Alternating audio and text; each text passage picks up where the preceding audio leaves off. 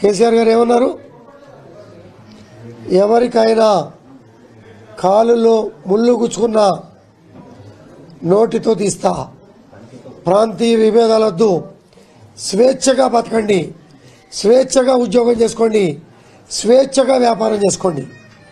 29 రాష్ట్రాల ప్రజానికం మన హైదరాబాద్లో ఉన్న విషయం మరచి భవిష్యత్తు వ్యవస్థకి, భవిష్యత్ తరాలకి విచ్ఛిన్నం చేసే మాటలు మాట్లాడితే ఎవరు చర్య తీసుకోవాలి? అధ్యక్షులు చర్య తీసుకుంటారు. అధ్యక్షులు చర్య తీసుకోకపోతే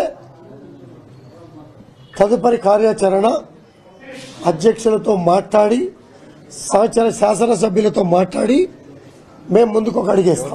బీఆర్ఎస్ సహచరుల మీకు కాంగ్రెస్ సహచరుల ఎవరితో మీకు ఏ పార్టీ ఇప్పుడు సపోర్ట్ అంటున్నారు? నేను కేసీఆర్ గారితో మాట్లాడుతానంటే మళ్ళీ మీరు కొంటి క్వశ్చన్ ఇస్తారు. నేను క్లారిటీగా చెప్పా. రైట్. ఇంకోటి, ఇప్పుడు ఈ రోజు వాళ్ళు మేడ్చల్ ఆఫీస్ నుంచి నేరుగా మీటింగ్ వస్తున్నారు. మీరు టీఆర్ఎస్ లో ఉన్నామని చెప్పేసి మీ ఇంటికి వస్తామంటున్నారు. మీ ఇంటి కార్యకర్తల మీటింగ్ పెడతామని చెప్తున్నారు. దీన్ని మీరు స్వాగతిస్తారు?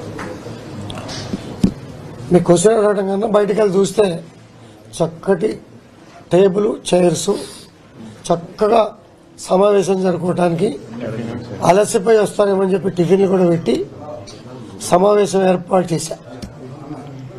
చక్కగా సమావేశం. పోలీసులు మాత్రం బారికేడ్లు వేశారు. Law and order.